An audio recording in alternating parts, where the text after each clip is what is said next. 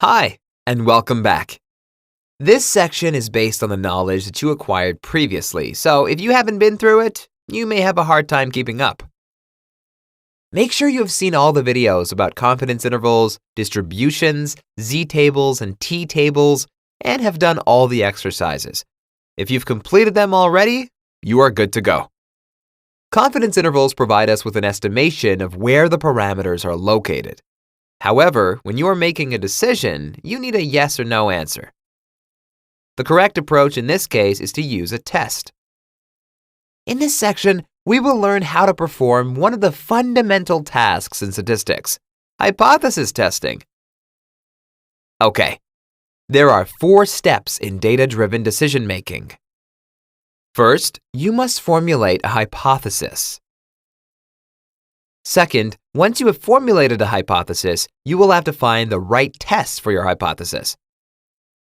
Third, you execute the test. And fourth, you make a decision based on the result. Let's start from the beginning. What is a hypothesis? Though there are many ways to define it, the most intuitive I've seen is a hypothesis is an idea that can be tested. This is not the formal definition, but it explains the point very well. So, if I tell you that apples in New York are expensive, this is an idea or a statement, but is not testable until I have something to compare it with. For instance, if I define expensive as any price higher than $1.75 per pound, then it immediately becomes a hypothesis. All right. What's something that cannot be a hypothesis? An example may be, would the USA do better or worse under a Clinton administration compared to a Trump administration? Statistically speaking, this is an idea, but there is no data to test it. Therefore, it cannot be a hypothesis of a statistical test. Actually, it is more likely to be a topic of another discipline. Conversely, in statistics, we may compare different U.S. presidencies that have already been completed, such as the Obama administration and the Bush administration, as we have data on both.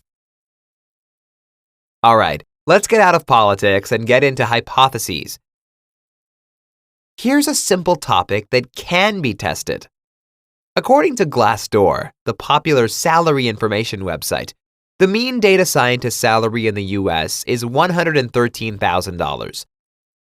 So, we want to test if their estimate is correct. There are 2 hypotheses that are made, the null hypothesis, denoted H0, and the alternative hypothesis, denoted H1 or HA. The null hypothesis is the one to be tested, and the alternative is everything else. In our example, the null hypothesis would be the mean data scientist salary is $113,000, while the alternative, the mean data scientist salary is not $113,000.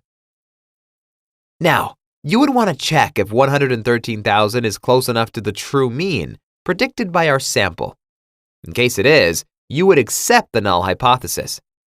Otherwise, you would reject the null hypothesis. The concept of the null hypothesis is similar to innocent until proven guilty. We assume that the mean salary is $113,000 and we try to prove otherwise. Okay, this was an example of a 2-sided or a 2-tailed test. You can also form 1-sided or 1-tailed tests. Say your friend, Paul, told you that he thinks data scientists earn more than $125,000 per year. You doubt him, so you design a test to see who's right.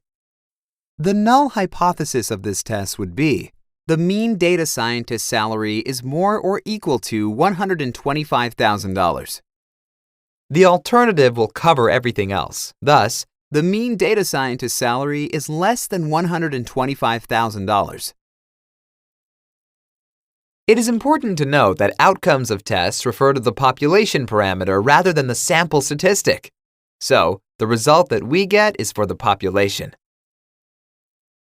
Another crucial consideration is that, generally, the researcher is trying to reject the null hypothesis. Think about the null hypothesis as the status quo and the alternative as the change or innovation that challenges that status quo. In our example, Paul was representing the status quo, which we were challenging. Let me emphasize this once again. In statistics, the null hypothesis is the statement we are trying to reject. Therefore, the null hypothesis is the present state of affairs, while the alternative is our personal opinion. It surely is counterintuitive in the beginning, but later on, when you start doing the exercises, you will understand the mechanics.